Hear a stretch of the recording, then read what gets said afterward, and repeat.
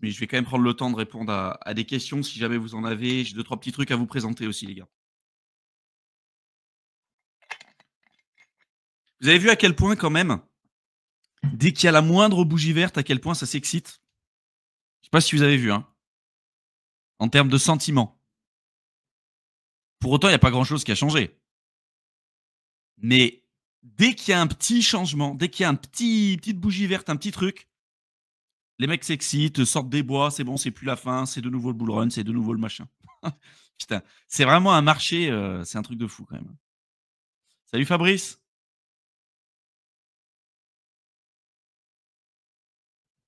Ah oui, là clairement, hein. Là clairement aujourd'hui, je peux dire bonjour à tout le monde. Il y a eu des périodes où on pouvait pas le faire parce qu'on pouvait être 900 ou 1000 en live. Et encore, on n'est pas du tout dans les périodes type alt season comme on a connu en 2021, etc., etc. Hein, d'accord. Hein. Là, c'était encore pire. Hein. Pour l'instant, j'ai envie de dire jusqu'à présent, là, ça fait depuis la fin du dernier cycle, hein, depuis ouais, fin 2021 où il n'y a pas vraiment eu la phase euphorique et tout. Il y a eu des moments où ça s'est un petit peu excité, mais il n'y a jamais eu un truc extraordinaire en soi où tout le monde pétait un câble.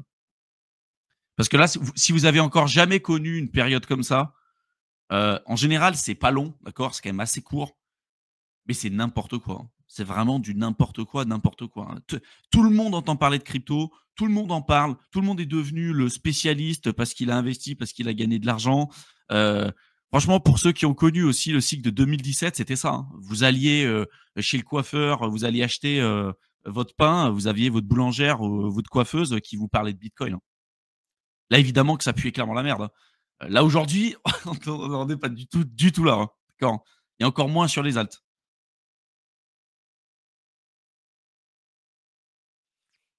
Là, je confirme, voilà.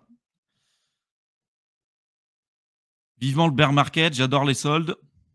Ah, sur les altes, faut pas quand même faire la fine bouche. Je veux dire, sur les altes, t'es quand même sur des niveaux, si tu les compares en plus par rapport à leur ratio en BTC, t'es quand même sur des niveaux de prix qui sont pas dégueulasses. Hein. Après, bon, ça dépend ce que tu souhaites accumuler comme projet parce qu'il y a quand même tout un tas de shitcoins, donc il faut éviter de racheter tout et n'importe quoi. Mais là, aujourd'hui, tu es quand même encore, même aujourd'hui, sur des niveaux qui sont intéressants. Je sais qu'on a beaucoup de gens aussi qui souhaiteraient rejoindre l'accompagnement qu'on fait avec Mickaël, parce que l'idée, c'est qu'on vous accompagne durant tout un cycle, on vous partage ce qu'on fait, etc. Et vous ne vous retrouvez pas tout seul, en fait, sur le marché crypto. Vous avez le lien dans la description pour ceux que ça intéresse. Mais il y en a beaucoup qui considèrent et qui ont peur, en fait, d'être en retard. Si on continue de vous en parler, c'est que c'est absolument pas le cas. Hein. Vous êtes encore très largement dans les clous. Par contre, voilà, il est tout à fait possible que là, dans les prochaines semaines, prochains mois, ça s'excite. Vous pouvez rapidement vous mettre à jour avec ce qui a été fait et le processus qu'on a dans le programme d'accompagnement. Rapidement, vous pouvez vous mettre à jour pour être carré pour ce qui arriverait potentiellement dans les prochaines semaines, prochains mois. Quoi. Donc, n'hésitez pas, d'accord? N'hésitez pas à commencer à y jeter un coup d'œil si ça vous intéresse et de pas considérer que vous êtes en retard, parce qu'encore une fois, hein, si on en parle et si on est encore là, c'est qu'a priori, il y a des choses intéressantes à faire. Vous verrez que quand ça s'excitera, quand la dominance aura énormément baissé, quand il y aura des alts qui pèteront de partout, évidemment qu'on vous dira que là, ça serait clairement plus le moment pour rentrer. Quoi. Mais aujourd'hui, a priori, c'est pas le cas. Ouais, c'est ça. Petit comité du matin, ça fait plaisir. On est entre nous, les gars. Tranquillou. On espère que ça va se mettre sur la gueule entre l'Inde et le Pakistan. Sinon, on est bon pour repartir dans le rouge. Mais pour l'instant, enfin, c'est ce que je disais sur le live avec Mickaël que j'ai fait mercredi, je crois.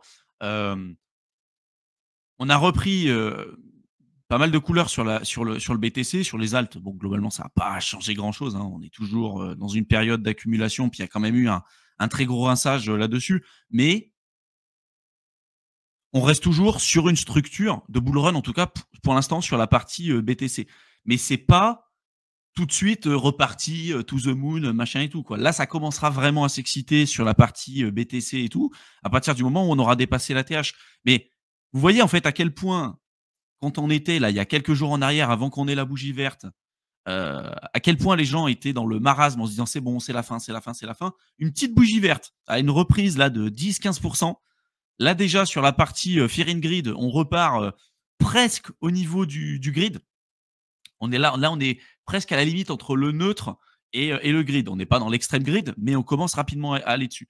En fait, vous voyez à quel point les gens font la girouette, c'est un truc de fou, quoi. Donc pour l'instant, il n'y a pas grand-chose qui a changé depuis un certain nombre de temps maintenant qu'on vous le présente, sur YouTube.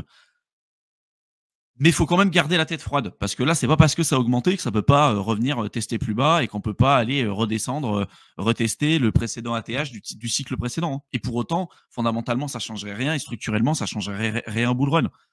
Simplement, évidemment, là, si, le BTC, repère, 20-30, bah, peut-être pas 30, mais allez, 15-20, pour aller retoucher, l'ATH du cycle précédent, évidemment, les alts la reprendraient à sacré coup et ça ferait mal à beaucoup de gens. Mais voilà, je le vois tout de suite en fait. Dès que ça bouge un tout petit peu, vous avez tout le monde qui s'excite en disant c'est bon, c'est reparti. Dès que ça baisse, allez, c'est bon, c'est la fin, c'est la fin.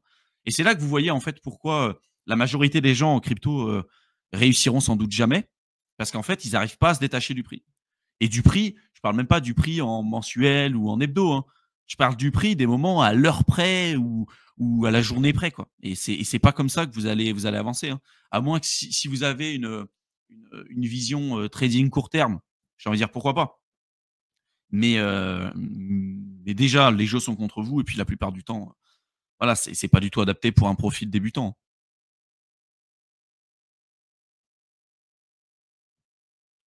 Ouais, c'est ça. La plupart des alts, faudrait 250 pour venir au niveau, donc on est large et encore tu dis 250, mais quand tu as un alt qui a perdu, je sais pas, 95-98, il faut bien plus que 250 pour revenir à la TH, hein, et y compris des projets qui étaient là depuis un certain temps, qui fondamentalement quand même tiennent la route. Tu vois, tu prends, des projets, je sais pas, comme, Cosmos, Chainlink, tu prends, Polkadot, tu prends des projets comme ça. Oui, on peut trouver certaines critiques à ces projets, évidemment, y compris aussi sur l'Ether, hein, mais ils sont encore très loin de leur ATH, hein. Donc, et encore, on parle de l'ATH en dollars, hein. Avec l'inflation, tout le reste et l'ATH en BTC, c'est encore autre chose. On est très, très loin, hein. C'est toujours une question de risque et de rendement, hein. Là, le risque, faut toujours vous dire: «OK, tiens, il y a un risque que les alts, ils perdent, imaginons, 20-30 encore aujourd'hui». 20-30, si jamais on repart sur, le market cap des alts, on va dire à un ATH, supérieur par rapport au cycle précédent, vous êtes sur du 200-300. Donc en fait, vous prenez un risque qui est entre 20-30 de downside pour un upside qui peut aller de, 200, 300, 400 et même bien plus si vous prenez certains alts particuliers. Parce que là, je parle d'un market cap, d'accord? Mais si vous prenez certains alts particuliers, c'est évidemment bien plus élevé, en fonction de ce que vous voulez faire. Et si vous profitez des périodes comme ça, bah, pour en accumuler, vous lissez votre prix d'achat moyen à la baisse. DCA, vous prenez pas trop la tête non plus. Vous attendez pas non plus que ça baisse tout le temps, tout le temps, tout le temps, parce qu'il y a un moment donné où ça baissera plus. Et quand ça remonte très fort. On le voit, hein. Ça remonte très fort. Et donc là, en fait, vous dites, OK, j'attends, j'attends, j'attends. Ça remonte un peu, j'achète. Et au final, après, ça redump et vous vous retrouvez de nouveau dans le rouge, en fait. Mais là où, en fait, c'est très compliqué, je pense, pour beaucoup de gens, c'est de se rendre compte euh, à quel point, en fait, on a toujours envie en crypto et dans nos investissements, de se dire, OK, je veux que ça monte vite et quand ça baisse, je veux que ça baisse très fort, très rapidement pour que la douleur, en fait, elle passe rapidement et qu'ensuite on puisse passer à autre chose. Typiquement, vous vous faites mal, voilà, vous avez un pansement, au lieu de l'arracher petit à petit, vous l'arrachez d'un coup et comme ça, vous êtes tranquille. En crypto, là, on le voit, hein, typiquement sur ce cycle, on voit que c'est très lié aux politiques monétaires,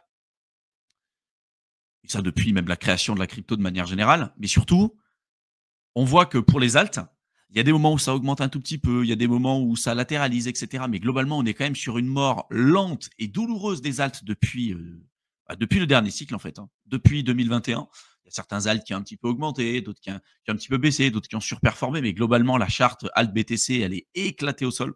Elle est vraiment pourrie. La charte même Ether, elle est vraiment pourrie. Et tout est lié, en fait, par rapport à ça aussi, d'une certaine manière. Et je pense que c'est là où, en fait, ça peut surprendre beaucoup de gens.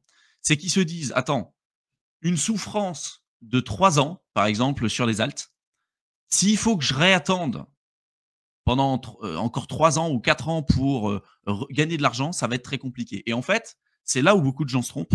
C'est que pour faire capituler les gens, et y compris ceux qui croient énormément à certains projets crypto, la mort lente et douloureuse, c'est ce qui est le plus difficile à gérer. Parce qu'en fait, tous les jours ou tous les mois, vous allez regarder votre portefeuille, ça va être plus bas que le mois précédent et donc vous allez vous dire: «Putain, ça va baisser, ça va baisser, ça baisse, ça baisse, ça baisse, ça baisse».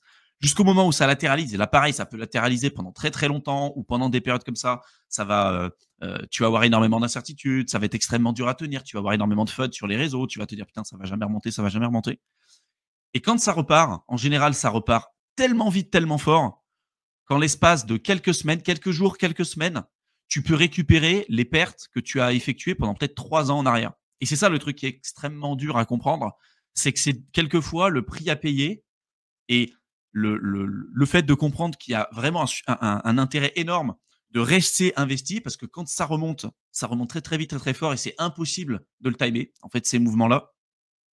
Et si tu attends des confirmations, en fait, tu as loupé la grosse majorité des gains et donc tu re-rentres sur des niveaux élevés et donc tu prendras pas de bénéfices parce que tu attendras toujours des plus-values trop importantes ou des multiples trop importants. Du coup, tu sortiras pas et quand ça va se péter la gueule, tu te retrouveras de nouveau dans l'eau. Et c'est ça, en fait, le truc, c'est que les gens s'imaginent que la baisse, il a fallu, je sais pas, 3 ans et demi, imaginons, pour atteindre un bottom. Et donc là, on se dit, c'est bon, ça remontera jamais, sauf qu'en l'espace de quelques semaines, quand le marché se retourne, en l'espace de quelques semaines, tu peux récupérer les pertes que tu as effectuées théoriquement pendant 3 ans et demi, surtout si tu es resté là, surtout si tu es resté investi, surtout si tu suivais aussi ton bac et que peut-être tu as renforcé tes positions dans des périodes où c'était relativement compliqué et en acceptant la possibilité que ça pouvait descendre plus bas. Et c'est justement quand tout le monde te dit le bottom, il est atteint, qu'au final, c'est pas atteint. Et quand tu n'entends plus personne sur les réseaux, de te dire le bottom, au final, il est là, c'est quand il y a plus personne pour te dire qu'il y a un bottom, qu'en général, tu l'as atteint. D'accord? Parce que justement, ce qui fait qu'il y a un bottom, c'est que plus personne n'y croit. En fait, tu te dis, des baisses comme ça, tu en as connu, 50 000. Donc là, bah, ou tu en as connu, je sais pas, 200, la 201e, tu te dis: «C'est bon, ça va être encore, il va encore en avoir une autre» et au final, non, c'était la dernière. Et pareil pour le top. Des corrections de 20 à 30 comme on a eu ça sur le BTC, on en a connu des centaines, par le passé. Il y a pas eu de problème. Et au final, les gens se disent: «Bah, c'est bon, 30 ci, 30 là et tout, ça va continuer d'augmenter» parce qu'à chaque fois, on a connu ça et la 51e, bah, c'était la dernière. Et donc le top et le bottom, au final, tu peux pas vraiment les déterminer, mais vraiment arriver à ouvrir un peu les perspectives là-dessus et de comprendre que ce que vous voyez là aujourd'hui et la douleur, l'anxiété, la difficulté, parce que c'est quand même un cycle qui est quand même assez compliqué, hein, de ce qu'on peut entrevoir, mais vous verrez que si vous avez l'occasion et la chance de voir une réelle season, un vrai marché haussier, vraiment quelque chose qui décoiffe, d'accord? Parce que là, pour l'instant, franchement, c'est peanuts, hein. Ce qu'on a connu, c'est vraiment de la merde, hein. C'est vraiment rien du tout. Vous verrez que en l'espace de quelques jours, quelques semaines, toute la peur, toute l'anxiété que vous avez connue pendant des années et des années, ça va payer à ce moment-là. Sauf qu'il y a beaucoup de gens, en fait, qui abandonnent au pire moment, qui ont pas, l'esprit, le mindset et ce qu'il faut, en fait, pour tenir là-dedans et que quand ça se retourne, bah, soit ils sont pas là, soit ils ont pas profité pour racheter dans des périodes comme ça et donc au final, leur ATH ou, leur seuil de revient, il est beaucoup trop élevé et donc les mecs, ils vont se retrouver de nouveau dans le trou. Ou ils se disent: «Moi, je vais attendre tout un tas de confirmations», sauf que quand il y a des confirmations, en général, le prix, il est bien plus haut. C'est comme, en fait, pour avoir le bottom ou pour avoir le top, on se rend compte que c'est un bottom et que c'est un top des mois après. On s'en rend compte des mois après parce qu'il y a aucun indicateur qui va vous dire c'est un bottom ou c'est un top. Ou quand bien même il l'a fait par le passé, il y a de très faibles probabilités à ce qu'ils vous le disent à ce moment-là. C'est sûr que c'est un bottom ou c'est sûr que c'est un top. Il y a plein d'indicateurs qui ont fonctionné par le passé et qui fonctionnent plus aujourd'hui. Et c'est ça le truc, c'est qu'en fait, il peut y avoir une convergence d'indicateurs ou une convergence de signaux qui vont vous faire dire tiens là on est surévalué, tiens là on est sous-évalué, mais pour pouvoir être là, en fait, il faut comprendre qu'on est obligé de passer par là. On est obligé de se taper cette volatilité. Et cette volatilité, c'est le prix que l'investisseur doit payer pour obtenir des résultats qui soient significatifs. En crypto, c'est ça. Si vous recherchez de la performance, et on est tous là pour ça, le prix à payer, c'est la volatilité. C'est obligé. Parce que ça fait toujours plaisir quand c'est à la hausse. Par contre, quand c'est à la baisse, en général, ça pique. Mais c'est le passage obligé. Le malheur des uns fait le bonheur des autres. Et vous, bah, finalement, vous vous retrouvez dans quelle catégorie? Si au final, vous avez acheté, je sais pas, de l'Ether à 3 500 balles et que à 1 600 ou à 1 300, vous n'avez pas envie de l'acheter parce que vous dites non, mais c'est bon, en fait, c'est une merde. Peut-être qu'au final, à 3 500 balles, vous n'y croyez pas non plus. Et parce que vous maîtrisiez pas ce que vous faites, vous avez acheté la hype en pensant que le x3 par rapport à BTC serait facile. Et au final, absolument pas. Faire un x3, même en un an et demi, c'est déjà extraordinaire par rapport à ce qui existe à côté et surtout par rapport à des performances en BTC. Mais voilà, vraiment, je suis là aussi pour vous redonner un peu une perspective là-dessus parce que bon, des cycles, on a déjà connu avec Mickaël et je peux vous dire que c'est souvent comme ça, c'est-à-dire qu'on se dit: «Putain, ça va pas remonter, machin». Et la mort lente et douloureuse, c'est ce qu'il y a de pire. Et souvent, on perd de perspective à quel point et à quelle vitesse le marché peut remonter vraiment très vite et très rapidement. Et ça, en général, ça va extrêmement vite et ça surprend énormément de monde. Et là, vous verrez que quand ça, parce que là, on n'a rien vu encore, hein, mais quand ça remontera très très vite, très très fort, si ça le fait encore une fois, vous remarquerez, vous verrez tout de suite tous ceux qui vous diront c'est un piège haussier, ça va pas remonter et jusqu'au moment où ces mecs-là, ils vont craquer parce qu'au final, ils sont sous-exposés au marché crypto et au bout d'un moment, quand ces mecs-là vont commencer à craquer, c'est-à-dire les permabères et tous ceux qui pensent que le marché remontera jamais, quand ces mecs-là commencent à craquer, en général, on est sur des tops, en général, on est sur des niveaux, quand même, assez significatifs et donc c'est souvent là, dans les meilleurs moments pour pouvoir rentrer. Et vraiment, regardez le track record et l'historique de ceux que vous suivez sur internet parce qu'il y en a beaucoup, en fait, c'est des vraies girouettes, hein. Dès que ça monte, ils vont vous dire que ça va monter plus haut. Dès que ça baisse, ils vont dire que ça va baisser plus bas. Et tous ceux qui font aujourd'hui beaucoup de trading, en fait, les mecs, en fait, ils vous disent, ils vous font deux, trois droites de tendance, et puis ils vont vous dire, bon alors là, possiblement ça baisse, possiblement ça augmente. D'accord. En fait, t'en sais rien et tu fais juste, t'essaies juste de faire la pluie et le beau temps, mais ça, c'est pas une vraie stratégie d'investissement, ça. D'accord, ça marche pas. Ton risque, tu le payes. Tu le payes, mais tu le payes à l'achat. Soit tu le prends à l'achat, soit tu vas le prendre à la revente. D'accord. Je reviens souvent dessus, mais c'est important de s'en rappeler parce que vous verrez, hein, si vous tenez dans des périodes comme ça, là où tout le monde se désintéresse, tout le monde se dit c'est pourri, c'est pourri, c'est pourri, vous verrez que quand ça va se retourner et quand l'Ether, et on espère que l'Ether augmentera aussi, on a tous un intérêt, même si on n'apprécie pas l'Ether, d'accord. Parce que c'est quand même un baromètre sur la partie alt. Si l'Ether ne performe pas, les alts ne performeront pas, globalement. Il faut en avoir certains qui performent bien, hein, comme là dernièrement Solana qui a très largement surperformé le Bitcoin et l'Ether, mais c'est des cas ultra, ultra, ultra particuliers. Si on veut une véritable alt season, on a tous un intérêt à ce que l'Ether performe. Et pour l'instant, bah, c'est quand même lié énormément aux politiques monétaires, mais c'est comme tout. Il y a un moment donné, ça va changer. Il y a un moment donné où bah, on ne va pas rester sur du quantitative tightening ad vitam aeternam. Il y a forcément un moment donné où ça va changer, où ils seront obligés de remettre en place la planche à billets, puisque de toute façon, ils n'ont pas le choix. Le modèle est fait comme ça. Donc c'est ça aussi, en fait, on perd de vue, on se dit putain, pendant 3 ans, ça a baissé, c'est de la merde, c'est de la merde. Sauf que des cycles en crypto, il y en a toujours eu, il y en aura par la suite. Celui-ci, c'est pas le dernier, d'accord. A priori, le marché sera, si vous revenez dans 5 ans, 10 ans, 20 ans, a priori, il sera bien plus haut qu'aujourd'hui. Il ne faut pas perdre la vision long terme de ce truc-là, parce qu'en final, c'est comme ça que vous réussissez en crypto, c'est justement d'être là quand tout le monde s'y désintéresse et quand c'est dur et quand c'est compliqué. Mais la plupart veulent pas faire ça. La plupart considèrent que eux, ça sera différent, que eux arriveront à timer, que eux, avec leurs indicateurs spécifiques, machin, arriveront à faire mieux que les autres. Sauf qu'en réalité, bah, vous pouvez trouver le meilleur projet, vous pouvez trouver les meilleures infrastructures, vous pouvez trouver tout de meilleur que les autres. Si le timing est pas bon, ça va être compliqué, hein. Si le timing est pas bon, ça va être très compliqué. Et c'est pour ça que l'accompagnement aussi qu'on fait avec Mickaël, ça a un vrai intérêt, parce qu'on sait qu'il y a beaucoup de gens qui n'ont pas forcément le temps de faire leur analyse fondamentale, leur analyse on-chain, de faire le tri entre les bons, les mauvais projets, et cetera. Et puis le fait de se retrouver accompagné avec des gens qui ont déjà vécu plusieurs cycles, et cetera, puis avec des gens qui ont eu aussi des réussites en dehors même du cadre purement crypto et qui ont eu aussi des réussites en crypto, ça, c'est un gain qui est monumental. C'est un gain qui est monumental parce qu'au final, vous vous retrouvez pas seul. Vous vous retrouvez avec des gens qui ont de l'expérience, et cetera. Et c'est cette dynamique-là, en fait, qu'on a essayé de faire avec Mickaël. Donc là, clairement, ce bull run-là et ce qui se passe, on le prépare depuis, ouais, depuis 2022, hein. On le prépare quand même depuis 2022. On est prêt, hein. Si demain on part en bear, c'est prêt. Si on part en bull et que ça augmente, on est prêt. On est prêt des mois et des mois à l'avance. C'est pour ça que je vous le dis qu'aujourd'hui, heu, si vous avez envie de vous mettre à jour rapidement et si vous considérez que vous êtes trop tard, je vous le dis direct, vous n'êtes pas en retard. D'accord? Vous avez encore un peu de temps. Mais le marché n'attendra personne. Donc si, vous voulez et si vous considérez que le marché là, pour l'instant, n'est pas terminé et qu'il y a encore des belles choses à venir et que vous voulez vous mettre à jour, jetez-y un coup d'œil. Je pense que ça vous aidera vraiment énormément et vous n'avez pas besoin d'attendre 3 ans pour pouvoir le faire. Parce qu'il faut s'y préparer en amont. Si aujourd'hui vous attendez, vous n'avez pas de stratégie, vous n'avez pas de méthode, vous n'avez rien et qu'au moment où ça remonte ou que ça baisse, bah, au final, vous allez vous dire: «Tiens, je vais vendre parce que ça va redescendre plus bas» et que vous subissez en fait cette volatilité plutôt que d'essayer de l'anticiper d'une certaine manière, là, vous allez vous faire avoir. Donc bon.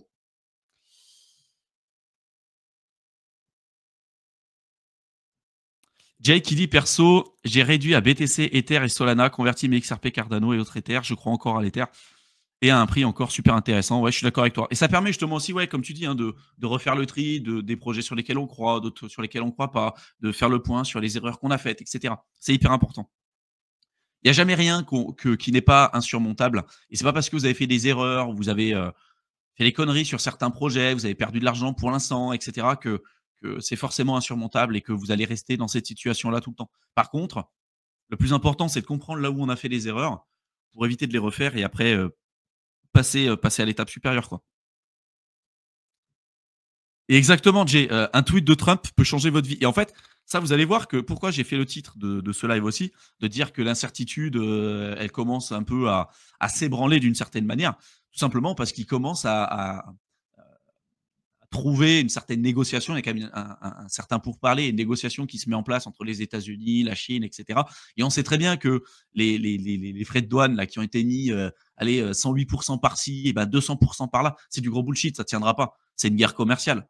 Mais il y a un moment donné, heu, ça va s'estomper. D'accord? Ça va s'estomper. Il y a un moment donné, ils vont bien arriver à trouver un deal. Et en fait, ça tient aujourd'hui qu'à une personne, globalement, hein. Vous verrez que dans les prochaines semaines, prochains mois, quand il y aura une vraie négociation qui se mettra en place et au final, on te dit: «Tiens, on te disait qu'on te mette du 200, du 300. Au final, ça va se finir par un 10-15 parce qu'ils vont quand même peut-être mettre une augmentation. Ils vont arriver à un deal et puis ça va être accepté et il y aura moins d'incertitudes et puis après, ils vont baisser les taux, puis après, ils vont de nouveau remettre en place la planche à billets. Pour l'instant, c'est pas prévu immédiatement, mais c'est qu'une question de temps et donc, est-ce que vous serez là quand ce sera le cas? Parce que très souvent, le prix est quand même plus intelligent, le marché est quand même bien plus intelligent que, les traders, que toutes les personnes qui peuvent essayer de trouver avant tout le monde le bottom ou le top ou ce que vous voulez et très souvent, le marché va pricer en amont un certain nombre de nouvelles.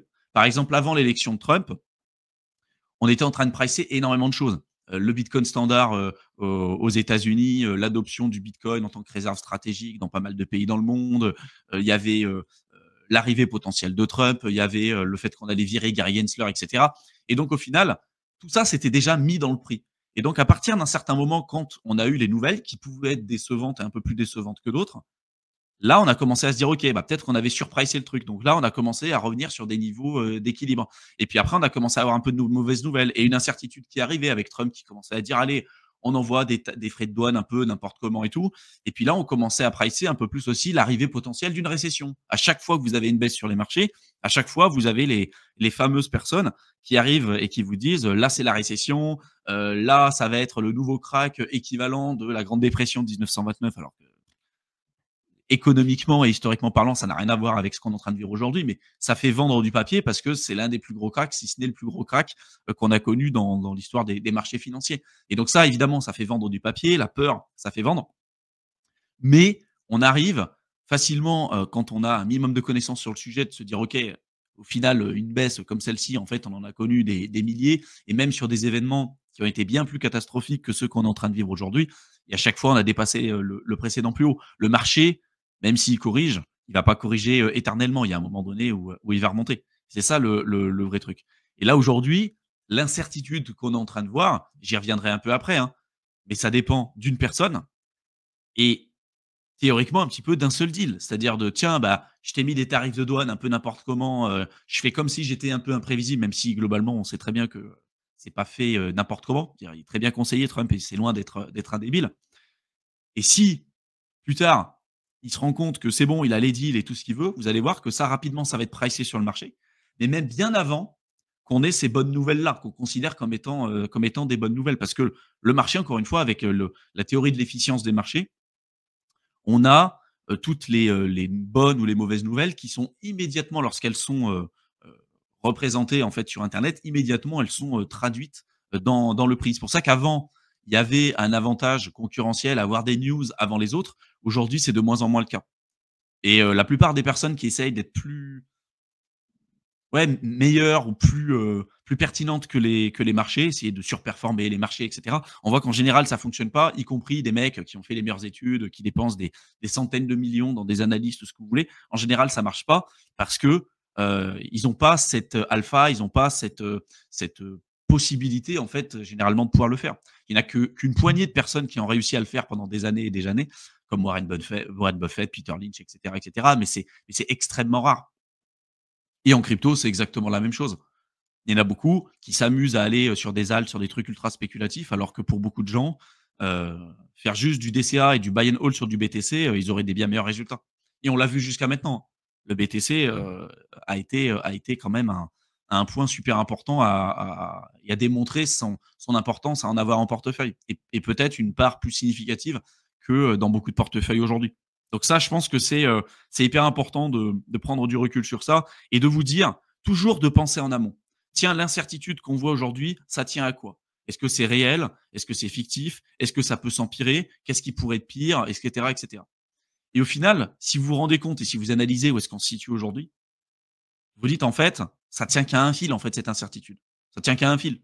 Demain, ils arrivent à un deal. Imaginez, demain, ils arrivent à un deal avec, la Chine, et ce que vous voulez. La Fed décide de baisser les taux et potentiellement de mettre fin au quantitative tightening d'ici juin. Qu'est-ce qui se passe? Évidemment, le marché va très bien réagir. Peut-être pas sur le court terme, mais en tout cas, il risque de très bien réagir. Et c'est l'histoire de rien du tout. Par contre, est-ce que la situation aujourd'hui peut s'envenimer? Je pense que oui. Mais ça tient à quoi? Et qu'est-ce qui n'est pas pricé aujourd'hui? Si demain on part réellement en récession, on part réellement en récession, oui, le prix va baisser. Oui, ça risque de faire mal. Mais je veux dire, les alts ont déjà pris quand même une très belle correction. Le BTC peut peut-être venir retester l'ATH du cycle précédent pour qu'on reste toujours sur la même dynamique haussière. On voit pendant le Covid, ça a été bien pire que ce qu'on connaît aujourd'hui et pour autant, on a eu le plus gros bull run de toute l'histoire. Parce qu'en même temps, le bottom a été forcé et parce qu'ils ont, imprimé de l'argent. On avait des taux hyper bas et puis ils ont imprimé, énormément, énormément d'argent. Sur une période de 2 ans, je crois qu'ils ont imprimé plus de 40 de l'ensemble des dollars en circulation, malgré l'historique qu'on connaît depuis la création du dollar en 1914 quoi, un truc comme ça. C'est-à-dire que si vous prenez la quantité de dollars qui a été émise entre 1914 et 2020, 2021, 2022, 40 de l'ensemble de ces dollars en circulation ont été émis sur 2 ans après le Covid, enfin avec le Covid. Je sais pas si vous imaginez le niveau d'impression monétaire qu'il y a eu et je pense que si évidemment, hein, je pense que si on n'avait pas eu ça, on n'aurait pas eu un bottom aussitôt et on n'aurait pas eu le bull run qu'on aurait connu et cetera, et cetera. Et voyez, en fait, entre toujours remettre en perspective une incertitude que vous avez aujourd'hui par rapport à une autre qu'on a connue par le passé qui était évidemment bien pire, tu vois? Je veux dire, des guerres comme la guerre de 14-18, guerre de Corée, guerre du Vietnam, l'explosion de la bulle internet, je sais pas, la crise des subprimes et tout, par rapport à ce qu'on connaît aujourd'hui en termes d'incertitude à l'heure actuelle, mais c'est peanuts, c'est rien. C'est rien du tout. Et ça tient à un mec. Ça tient à un pauvre tweet. Je sais pas si vous souvenez, mais là, les gens, ils ont une mémoire très courte aussi en crypto. Mais quand Trump a fait son tweet en disant on met le holà et on met un stop pendant 90 jours sur les tarifs douaniers, tout de suite, le marché a évolué. Un tweet. Un tweet. C'est rien du tout. Ça tient à rien aujourd'hui, l'incertitude. C'est pour ça que je vous dis que tous ceux aujourd'hui qui sont en train de se dire putain, c'est mort, c'est pourri, c'est pourri, c'est pourri, il y a toujours un risque. D'accord? Toujours un risque. Mais moi, aujourd'hui, ce risque, je suis capa je souhaite le prendre parce que je me dis que là, c'est pas fondé. C'est pas fondé. Trump, il a aucun intérêt à avoir un mandat qui va être dégueulasse avec des marchés financiers qui sont pourris, avec un taux de chômage qui reste hyper élevé, et cetera. Ils ont un intérêt à repartir sur la planche à billets puisque de toute façon, ils n'ont pas le choix, ils ont des obligations qui arrivent à échéance. Rapidement, ils n'ont pas l'argent pour pouvoir le rembourser, donc ils ont intérêt à baisser les taux. C'est toujours la même chose. En fait, c'est comme si vous connaissiez, la finalité de ce qui va se passer par la suite, mais avant tout le monde. Parce qu'en fait, ils peuvent pas laisser le marché trop baisser parce qu'aujourd'hui, il y a des banques qui sont trop exposées en fait à cette volatilité. Il y a beaucoup de banques commerciales qui ont investi une grosse partie aussi de l'argent, de leurs clients sur les marchés financiers, d'accord? Et donc, vu qu'ils ont plus l'argent aujourd'hui, si demain il y a un bank run ou quelque chose et que les marchés financiers se pètent la gueule parce que les gens ont peur, pour leur pognon qu'il y a, à la banque et que l'argent de toute façon n'y est pas, bah, ils sont obligés de renflouer parce que pour la plupart de ces banques-là, c'est des banques qui sont systémiques. Et donc, comme ils ont fait pendant le Covid, ils ont filé de la thune. Ils ont filé énormément d'argent aux banques parce qu'ils ne pouvaient pas les laisser faire faillite. S'ils les laissaient faire faillite, en fait, toutes les banques font faillite parce qu'elles sont toutes liées les unes par rapport aux autres, surtout les banques systémiques. Et si demain ça fait faillite, bah, évidemment, on a bien plus de problèmes que les BTC ou que la partie purement crypto. Ils ne peuvent pas se permettre de le faire. Donc au final, les mecs, ils peuvent se permettre de prendre des risques autant qu'ils veulent parce qu'ils savent très bien qu'en dernier recours, il y aura un dernier acheteur qui ne les laissera pas faire faillite. Ça sera la Fed, enfin, ça sera les banques centrales. Donc on sait très bien comment ça va se passer.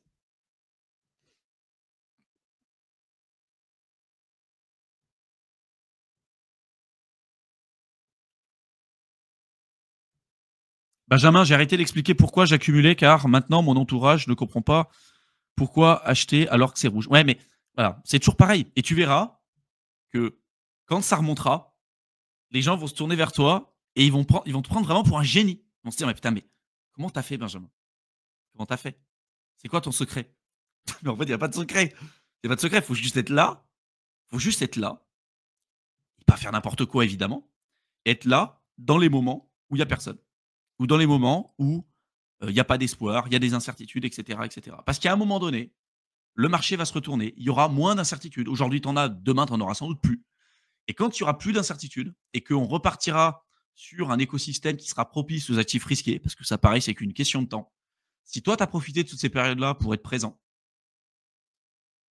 et, et quand ça se retournera, tu verras que rapidement, tu pourras en retirer les bénéfices. Et surtout, les gens ne comprennent pas que avant tout, la crypto, avant tout de se dire, moi, je viens pour faire un coup, machin, c'est un jeu de survie. C'est un jeu de survie. Il faut rester en survie et présent aussi longtemps que possible qu'il le faut, avant que les autres ne reviennent sur le marché. Beaucoup se disent, j'investis et je place mon pognon et quand le marché va remonter, c'est bon, j'aurai gagné de l'argent. Sauf qu'en fait, pour en arriver à ce stade-là, tu es obligé de te subir cette volatilité, de voir ton portefeuille peut-être baisser de manière importante et significative pour une période de temps longue, de ne pas capituler dans des périodes justement où il va y avoir de l'incertitude, des moments où il va y avoir de la peur, etc. Et de rester investi, pourquoi pas continuer d'accumuler dans des périodes comme ça si on peut, et de survivre dans des périodes comme ça pour être présent quand tout le monde reviendra. Parce que là, aujourd'hui, les gens qui te disent ah, les gens sont déjà tous là, c'est bon, les retails sont déjà là. Oui, il y en a une partie, d'accord. Mais aujourd'hui, la plupart des retails sont fait rincer. Il n'y en est absolument pas sur les mêmes niveaux qu'on avait sur 2021, 2017, etc., etc. Et il y a un moment donné, connaissant la mentalité, la psychologie quand même de l'investisseur moyen, ces gens-là vont revenir. Ces gens-là vont revenir. Et puis pas que. Là, on commence à avoir des nations, des institutions, des entreprises qui achètent énormément de BTC, etc. C'est qu'une question de temps, ça ne se fera pas du jour au lendemain. Mais il faut que vous compreniez que la crypto, donc c'est un jeu de survie, et il faut que vous surviviez aussi longtemps qu'il le faut pour être présent quand tout le monde reviendra. Parce que la plupart ne survivent pas, et quand les gens reviennent, bah, au final, vous n'êtes plus là, vous êtes fait rincer, vous avez tout perdu, etc. En fait, le plus important, c'est de ne pas avoir un game over. C'est ça le truc. La plupart, en fait, ont un game over parce qu'ils investissent, ils font n'importe quoi, ils gèrent pas leurs risques et tout. Et donc, si tu te retrouves à zéro sur ton portefeuille, bah, c'est game over. Tu as perdu, tu as tout perdu. Donc, tu auras beau attendre ce que tu veux, tu n'as pas d'argent investi. Si par contre, tu as investi, tu t'es pris 30%, 40%, 50, 60, 70% de volatilité sur ton portefeuille, voire même plus des fois sur certains alts, tu renforces, etc. Et tu acceptes en fait cette volatilité et cette souffrance momentanée, tu verras que quand les gens reviendront, tu te rendras compte qu'en quelques semaines, la douleur que tu auras pu accumuler, l'anxiété, les peurs, les insomnies que tu auras pu avoir pendant des années, en un claquement de doigts, ça va changer très rapidement. Et les gens ne se rendent pas compte, mais à quel point le sentiment de marché peut basculer. Là, on le voit, une toute petite bougie verte, un tout petit truc, les mecs, ils deviennent fous. Les mecs, ils deviennent fous. Vous verrez que quand on passera la TH ou quand on viendra péter l'ancienne résistance des 4000 balles sur les terres, parce que pour moi, c'est qu'une question de temps, vous verrez à quel point le sentiment va changer.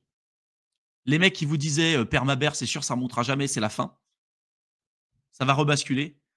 Et vous verrez tous ceux qui finalement n'ont pas vraiment de conviction, ne croyaient pas vraiment à ce qu'ils faisaient et qui étaient juste en train de farmer de l'engagement sur les réseaux sociaux parce que ça aussi, hein, quand tu vas dire aux gens et tu rentres dans le consensus global, en fait, tu as évidemment plus d'engagement, mais en soi, tu mens aussi clairement à ton audience, tu vois.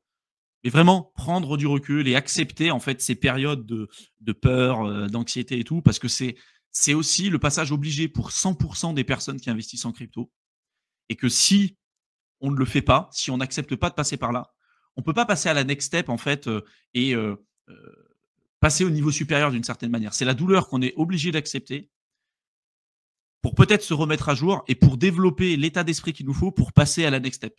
C'est obligé, c'est un passage obligé. Regardez dans votre vie, à chaque fois que vous avez vécu des périodes compliquées, difficiles et que vous vous êtes relevé, les leçons et les enseignements que vous avez pu tirer de tout ça. À chaque fois, ça vous aura permis, enfin, moi je sais que dans mon cas de figure, ça a toujours été le cas, ça m'a toujours permis de, heu, d'évoluer et de me dire: «En fait, j'aurais jamais été cette personne-là si j'avais pas vécu des périodes comme ça».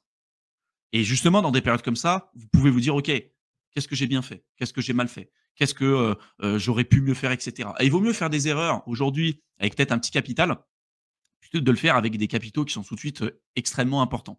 Le risque que vous prenez en crypto, il doit être proportionnel à votre niveau de connaissance et à votre niveau d'expertise, en fait, dans le domaine.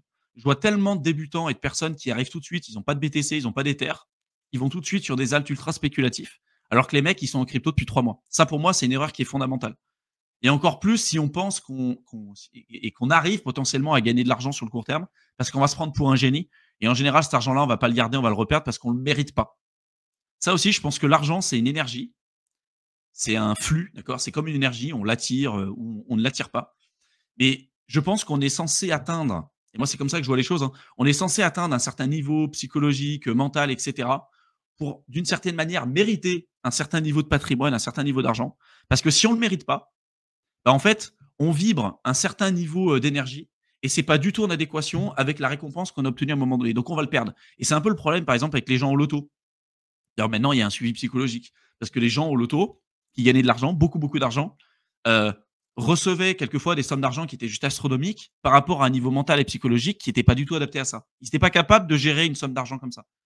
Et c'est à travers la douleur, l'anxiété, la remise en question, le doute, et cetera, qu'on arrive à mûrir, qu'on arrive à devenir peut-être plus sage dans nos investissements et que quand on arrivera, parce que c'est une question de temps aussi, hein, et quand on arrivera à gagner finalement cet argent-là, d'être capable de le garder à ce moment donné. D'accord? Sans ça, il se passera rien. Parce que si on l'a par miracle, parce que tiens, j'ai investi sur un NFT en 2021 et puis, je suis rentré au bon moment et je suis pas sorti. Bah, aujourd'hui, c'est compliqué. Donc là, il y a des leçons, il y a des enseignements à tirer de tout ça. Et du coup, qu'est-ce qu'on apprend? Comment on fait pour s'améliorer? Et comment on fait pour survivre suffisamment longtemps pour être là quand le marché se retournera? Parce qu'à un moment donné, le marché va se retourner. Il y a les marchés haussiers ne durent jamais éternellement, les marchés baissiers également. Et donc pas perdre de vue, tout ce que je dis là, parce que c'est vraiment ultra, ultra, ultra important.